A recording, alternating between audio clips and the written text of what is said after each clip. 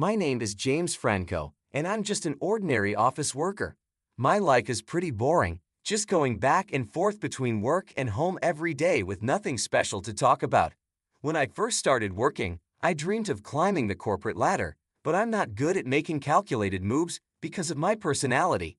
I often end up with jobs that nobody else wants to do. My inability to say no is my own enemy. Even though I work hard, I'm still a regular employee with no title to my name. However, there was a time when I used to be a lot happier and smiled more. I married my girlfriend, whom I had been dating since the start of my working life. We had a happy marriage, which motivated me to do well at my job. But that happy life didn't last long. Are you telling me to live on this meager amount this month again? A few years into our marriage, my inability to succeed at work frustrated my wife, and she often showed her irritation. I'm sorry, I do my best, I would say. How many years and how many times have you repeated those words? I thought marrying you would mean a better life, but with this low salary, we can't do anything. I'm fed up. My wife Rachel has always loved spending money on herself, from beauty treatments and cosmetics to nails, hair salons, and clothes. She was happiest when keeping herself beautiful. It seems she married me believing that life would be luxurious since I am a doctor's son. Indeed, my dad is a doctor and owns his own clinic. But my dad, who had a personality similar to mine, often saw his patients for almost charitable rates. He often provided care without profit for patients who were hesitant to seek treatment due to financial constraints. People can pay back when they recall it in the future as long as they are alive to do so. Money can't be made if you're not alive, my dad used to say. Because of this, despite being a doctor's family, we never lived a wealthy life. Of course, as a child, I never felt unhappy or questioned our way of living. I'm still proud of my dad to this day. However, Rachel decided to marry me because she thought being a doctor's son meant wealth, without knowing the real story. So our life turned out very different from what she had planned. A few years later, Rachel said, "I've had enough. If this is all we can do, there's no point in being with you. Let's get a divorce." A divorce? Hold on, please, I pleaded. How many years do you think I've waited? I age just as much as you do. I need to redo my life while I still can. I definitely don't want to be a low-income wife like you for the rest of my life. With those harsh words, Rachel left, leaving only the divorce papers behind. I was mad at myself for not realizing Rachel's true nature and for not being able to prove her wrong with my job performance. 6 years have passed since then. I threw myself into work to heal the emotional wounds, but being not savvy, I still couldn't achieve outstanding performance at work, remaining a regular employee. If this continues, what Rachel said would turn out to be true. I feel utterly miserable. During that time, an envelope arrived in my mailbox. It was from Rachel. What does she want now? I wondered. Inside the letter from my ex-wife, who I hadn't heard from in a long time, was a wedding invitation. It seems Rachel is remarrying someone else. Why would my ex-wife send me an invitation? I thought. As I looked at the postcard, puzzled, I noticed a familiar chapel name written on it. This place, isn't it a super luxurious hotel? Knowing Rachel, she must have chosen a rich man to be her partner this time as well. I could easily guess that she intended to flaunt her happiness in a luxurious hotel wedding, just to show the difference between her life now and the life she had with me. I don't owe her to attend. I mean, I was the one who got dumped, but maybe for Rachel too, me not succeeding in my job was an unexpected turn of events. After pondering for a while, I sighed deeply and stood up from my seat. This is the last time. I guess I'll just go. I knew attending the wedding would hurt my pride, but I decided to go anyway. Despite everything, Rachel stayed with me for several years. I can somewhat understand her desire to show me that she's finally happy as a form of revenge. From an outsider's perspective, she might seem too kind-hearted. On the day of the wedding, the weather was perfect. I arrived a bit earlier than planned and, while sipping my coffee in the lounge, stared blankly out the window. It was her second wedding, so I recognized a few of Rachel's friends who I had met before. Unexpectedly, I overheard a conversation from the seat next to me. Rachel did an amazing job to get this wedding, didn't she? One person said. Yeah, it's in a luxury hotel this time. It's a level up from the first one, another replied. She used to complain that her first husband was a doctor's son, But when she found out he was just an ordinary office worker without money, it was really unexpected, wasn't it? Hearing them talk without realizing I was there, I felt a sharp pain in my heart. So Rachel never really liked me for who I was. I realized it when we got divorced, but hearing it from someone else made it even harder. Before she divorced her first husband, she had already set her sights on her current husband. They continued. Really well done, Rachel. Well calculated. I couldn't believe my ears. So, Rachel was already in a relationship with her current partner before she even divorced me. My pride was shattered to pieces. She looked down on me so much, but she was the one cheating. I started to regret even being there. Trying to maintain my composure, I took another sip of my coffee, but my hand was shaking. Rachel appeared in front of me, all prepared to move to the bridal room. You really came. You're really a good person, right? She said, sneering at me. Trying to hold back my anger, I responded, well, consider it my last duty. Glad you could find happiness. I forced a smile. Not liking my attitude, Rachel continued to belittle me. Isn't it wonderful? It's incomparable to the time with you. Here's a share of happiness for the poor bachelor. Be grateful, will you? She laughed sarcastically. Just then, a refreshing-looking man spoke to her from behind. It was the groom, her new husband. Rachel, it seems like the relatives have gathered. Let's hurry to the bridal room. Her husband Scott glanced at me briefly and gave a slight nod. I nodded back reflexively. Perhaps the groom didn't know Rachel had invited her ex-husband to the wedding. There's still some time before the ceremony, so please make yourself comfortable, Scott said with a pleasant smile as they were about to pass by me. At that moment, an older man following the groom spoke to me. Excuse me for asking, but may I have your name? Dad, what's wrong? Scott asked. Nothing, just curious, the older man replied. Feeling uneasy under the groom's dad's serious gaze, I responded, my name is James Franco. Franco? Is your father a doctor by any chance? The groom's dad suddenly seemed frantic. Staggering a bit under his intense presence, I nodded. Immediately, the color drained from his face, and he raised his voice. Scott, the wedding is off right now. What? What are you talking about, Dad? Scott exclaimed. Caught off guard by this unexpected turn of events, I hurriedly stood up from my seat. No, I didn't do anything, I said, still in a state of panic. The groom's dad began to prostrate himself at my feet. People around the venue started to murmur and stir. Dad, what are you doing? No, really, what? Scott urged his dad to lift his head, but he stayed bowed down, pressing his forehead to the floor. I was completely lost and had no idea what was going on.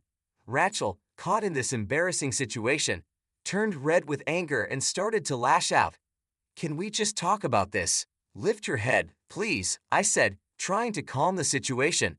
I persuaded the groom's dad to lift his head, and he began to plead for forgiveness, tears in his eyes. I'm begging for your forgiveness. I've been unfaithful to Dr. Franco, he said. It seemed that the groom's dad, Gary, had some past connection with my dad. To understand the truth, I listened intently to Gary's words as he began to speak hesitantly.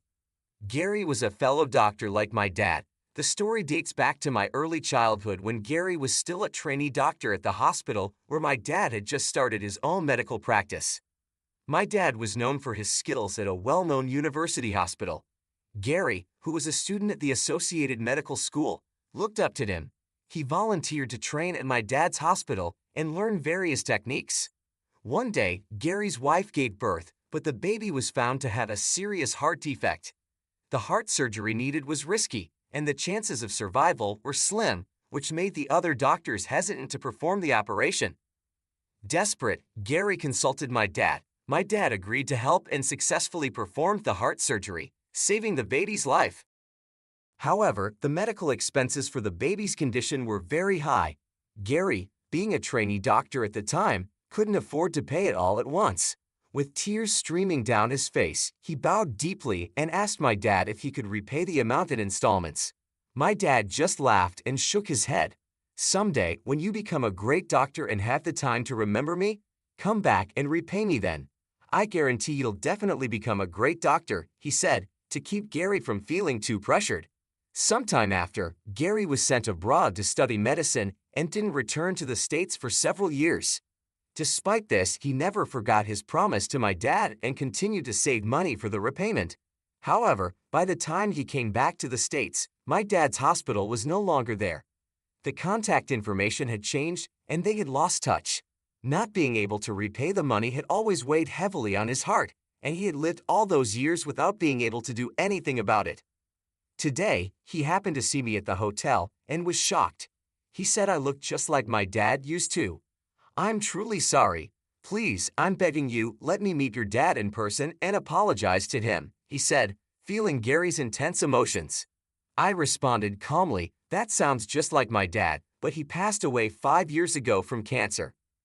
Hearing the news, Gary stood there in a daze. "No way," he whispered, shocked.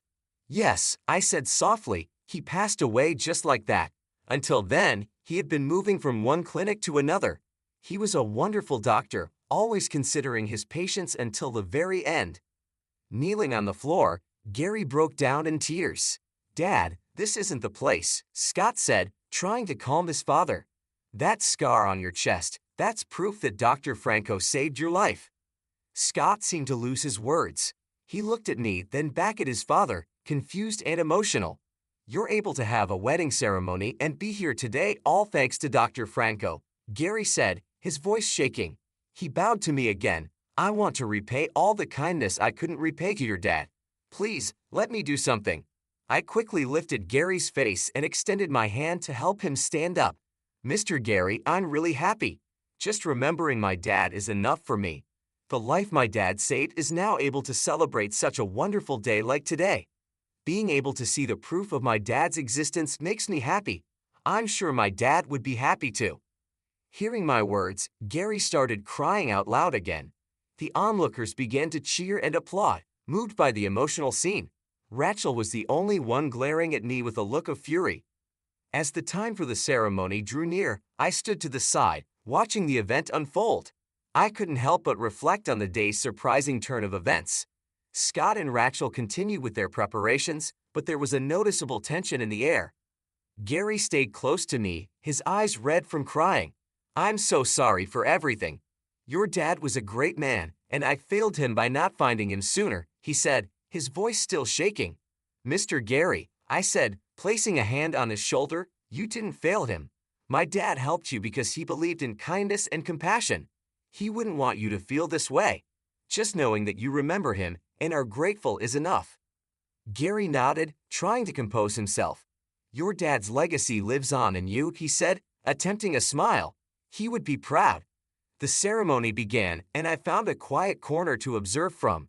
Rachel and Scott exchanged their vows, but I couldn't shake the feeling of disconnection from the event.